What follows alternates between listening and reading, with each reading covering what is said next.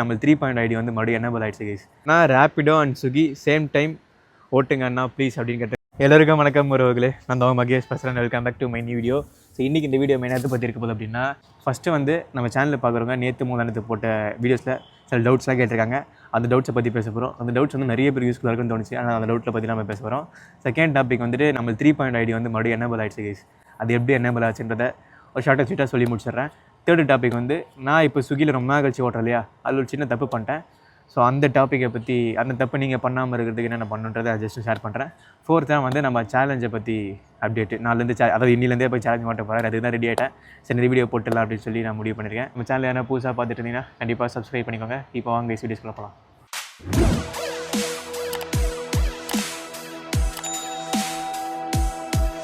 First ஒருத்தர் என்ன doubt கேட்டிருக்காங்க அப்படின்னா, ப்ரோ ஸ்விக்கியில் மேக்ஸிமம் டிஸ்டன்ஸ் எவ்வளோ வரும் அப்படின்ற மாதிரி கேட்டிருக்காங்க. அதாவது ஸ்விக்கியில் இன்ஸ்டா மார்ட் இருக்குது. ஸோ இன்ஸ்டா மார்ட்டில் வந்து மேக்ஸிமம் 5 கிலோமீட்டர்ஸ் இந்த மாதிரி தான் கிட்டே வந்துட்டுருக்கோம்.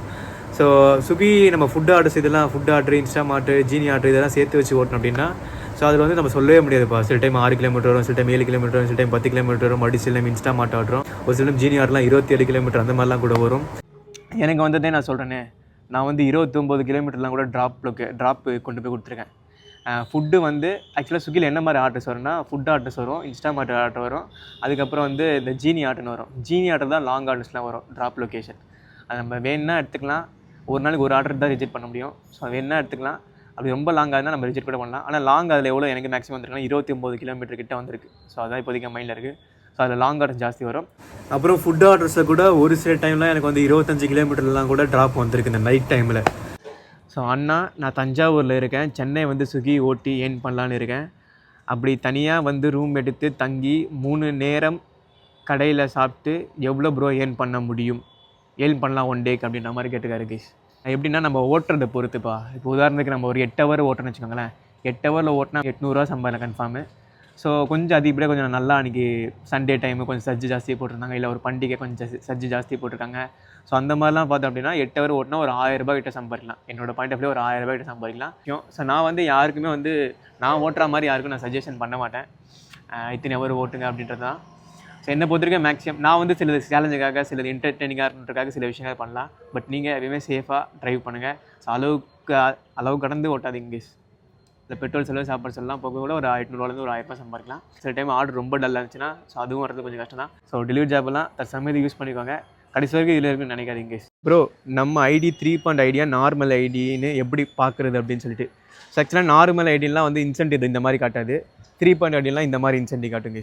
இத்தனை ஆர்டர் பார்த்தா இவ்வளோ அப்படின்னு சொல்லி காட்டும். இதை வச்சு நம்ம கண்டுபிடிக்கலாம் நம்ம ஐடி 3 ஐடி அப்படின்ட்டு. பார்ட் டைம் லாகின் பண்ணி ஃபுல் டைம் ஓட்டலாமா ப்ளீஸ் சொல்லுங்கள் அப்படின்ற மாதிரி கேட்டுக்காரு.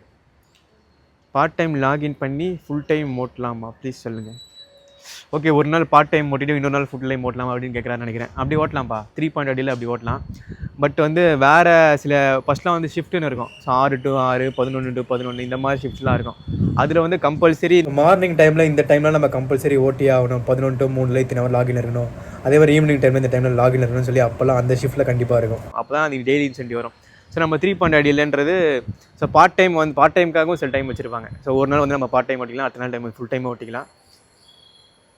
நீங்கள் ஓட்டின டெலிவரி ஆப்லேயே 10 to 1 ஏர்ன் பண்ண எது பெஸ்ட்டுன்னு ஒரு வீடியோ போடுங்க. அதாவது டாப் 10 ஆப் எது அப்படின்னு சொல்லி ஒரு வீடியோ போடுங்க ப்ரோ அப்படின்னு கேட்குறாரு நினைக்கிறேன். அது கூடிய சீக்கிரம் எல்லா ஆப்பையும் ஓட்ட போகிறேன் கொஞ்சம் நாளுக்கு. ஸோ எல்லாத்தையுமே ஓட்டிட்டு டெஃபினட்டாக நான் அந்த மாதிரி ஒரு வீடியோ போடுறேன். நான் Rapido and Swiggy same time ஓட்டுங்க அண்ணா ப்ளீஸ் அப்படின்னு கேட்டிருக்காங்க.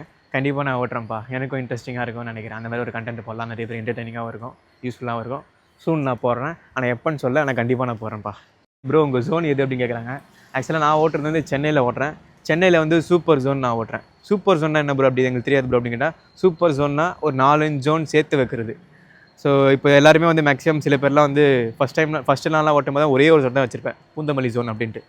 சூப்பர் ஜோன்னா ஒரு 4-5 ஜோன் சேர்த்துக்கிறது. இப்போ நான் 4 ஜோன் என்ன சேர்த்துருக்கேன் அப்படின்னா, பூந்தமல்லி, பாய்க்கடை, ஐயப்பந்தாங்கல், போரூர், அப்புறம் ஆவடி வச்சுருந்தேன். ஸோ இப்போ தூக்கிட்டேன்னா இருக்கான்றது தெரில. மேக்ஸிமம் இந்த 5 ஜோன் நான் வச்சு நான் ஓட்டுவேன் கைஸ். அப்புறம் இதை தாண்டி சில டவுட்ஸ்லாம் சில பேர் கேட்டிருக்காங்க. நான் ஃபஸ்ட்டு இருக்கும்போது கொஞ்சம் வேறு மாதிரி இருந்துச்சு, இப்போ கொஞ்சம் வேறு மாதிரி இருக்குது. அதை நான் இப்போ ஸ்விக்கி ஓட்ட போகிறேன் இல்லையா, நான் ஓட்ட போது ஒரு நாளில் சில விஷயங்கள்லாம் உங்களுக்கு நான் ஷேர் பண்ணிடுறேன். நான் ஸ்விக்கியில் ஒரு தப்பு பண்ணிட்டேன், அந்த தப்பை நீங்கள் பண்ணக்கூடாது அப்படின்ற மாதிரி சொன்னேன் இல்லையா. 6 மாதம் ஓட்டாமல் நம்ம ஸ்விக்கிக்கு வந்தோம் அப்படின்னா, ஸ்விக்கிலேருந்து பயங்கரமாக ஆஃபர் போட்டு நம்ம வந்து ஓட்ட வைக்கணுன்றக்காக பயங்கரமாக ஆஃபர் போடுவாங்க. எனக்கு அந்த மாதிரி வந்து 3500 ஆஃபரு 4500 ஆஃபர் அந்த மாதிரிலாம் போட்டிருந்தாங்க. ஸோ அந்த ஆஃபர் வந்து போட்ட அன்றைக்கி நான் வந்து என்னால் ஓட்ட முடியல கைஸ். நம்ம வேறு டெலிவரி ஓட்டிகிட்டு இருப்போம், இல்லை நம்மளுக்கு வேறு என்ன வேலைகள் வந்திருக்கும் அந்த டைமில், அந்த மாதிரி என்னால் ஓட்ட முடியல. ஸோ அதுக்கப்புறம் வந்து முந்தா நேற்று நான் ஓட்டியிருப்பேன். வந்து எனக்கு ஆஃபர் போட வேலை கம்மிங் சூன் தான் காட்டிச்சா, நீங்கள் ஆஃபரே போடல. பட் இருந்தாலும் வந்து நான் ஓட்டினேன். எதுக்காக அப்படின்னா நம்மளுக்கு சேலஞ்ச் ஆரம்பிக்கிறேன்னு சொல்லி ஒரு வாக்கு கொடுத்துட்டேன் அதுக்கு முன்னாடி ஒரு வீடியோஸில். அதனால தான் நான் ஓட்டினேன். சரி அதுக்கப்புறம் மாறிடும் அப்படின்னு சொல்லிட்டு அதுக்கப்புறம் நான் மாறவே இல்லை. ஸோ அது வந்து நான் பண்ண தப்பு என்னென்னா, ஸோ எப்பயுமே உங்களுக்கு ஸ்விக்கியில் ஆஃபர் போட்டிருக்காங்கன்னா முன்னாலே உங்களுக்கு வாட்ஸ்அப்பில் காட்டிடுவாங்க. ஸோ நீங்கள் 6 மாதம் ஓட்டாமல் இருந்தால் என்றைக்குனா ஒரு நாள் தான் அந்த ஆஃபர் போடுவாங்க. அதனால் அந்த நாளில் நீங்கள் கரெக்டாக யூஸ் பண்ணிக்கோங்க கைஸ். நான் வந்து மிஸ்டேக் பண்ணிட்டேன், வாக்கு கொடுத்துட்டு இல்லையா. ஸோ அதனால் வந்து நான் அப்படியே ஓட்டிட்டேன். சரி ஆஃபர் வந்துடும் அப்படின்ட்டு பார்த்தா நமக்கு கிடைக்கல. அதுக்கப்புறம் இந்த 3.5K நம்மளுக்கு வந்து மாறிடுச்சு அந்த ஆஃபர் நம்ம காட்டாமல். அந்த ஆஃபர் வந்து என்னன்னா ஒரு நாள் தான் கைஸ் போடுவாங்க. அந்த ஆஃபரை பற்றி நான் எக்ஸ்பிளைன் பண்ணியிருப்பேன். அதோட லிங்க்கும் வந்து டிஸ்கிரிப்ஷன் கொடுக்குறேன், கண்டிப்பாக பாருங்கள். ஓகே கைஸ், 4வது டாபிக் வந்து சேலஞ்சை பற்றி பேசுகிறேன்னு சொல்லியிருந்தேன். ஸோ ஆக்சுவலாக நாளைக்கு விலாக் பாருங்கள். நாளைக்கு வந்து எந்த சேலஞ்சு விலாகும் இருக்காது. நாளைக்கு இப்போ கரண்ட்டாக ஸ்விக்கியில் எந்த மாதிரி ஆர்டர்ஸ் போடுறாங்க, டக்குனு ஆர்டர்ஸ் வருதா, ஏர்னிங்ஸ் எவ்வளோ வருதுன்றதை நாளைக்கு ஃபுல்லாக பார்த்து நம்ம ஓட்டி போடலாம். நாளைக்குன்னு ஒரு தனியாக ஒரு சேலஞ்ச் வைக்கலாம். நாளைக்கு வந்து ஒரு 1500 சம்பாதிக்க முடியுதா, இல்லை வந்து ஒரு 1700 சம்பாதிக்க முடியுதா அப்படின்னு சொல்லி நாளைக்கு ஒரு சேலஞ்ச் பண்ணிவிட்டு, ஸோ நாளைக்கு ஃபுல்லாக எப்படி இப்போ கரண்ட்டாக ஸ்விக்கி எப்படி இருக்குன்னு சொல்லி பார்த்துட்டு, ஸோ அதுக்கு அடுத்த நாள் வந்து நம்ம சேலஞ்சை பண்ணலாம் கைஸ்.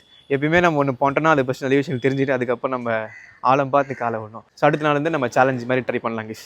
நான் ஊபர் பைக் டாக்ஸி வந்து ஒரு தம்பி நம்ம சேனலில் ரெகுலராக கேட்டிருந்தாரு. அந்த தம்பி கொஞ்சம் போட்டுக்கோங்கப்பா, ஸோ போட்டுறேன் கூடி சீக்கிரம். அவரை பைக் ஓட்டும்போது சேஃபாக பார்த்து ஜாக்கிரதையாக ஓட்டுங்க. ஏர்னிங்ஸ் சம்பாதிக்கணும் ஒரு பக்கம் இருந்தாலும் உங்கள் சேஃப்டி ரொம்ப முக்கியன்றது எப்பயுமே தெரிஞ்சுக்கோங்க கேஸ். எப்பயுமே கவனமாக ஓட்டுங்க.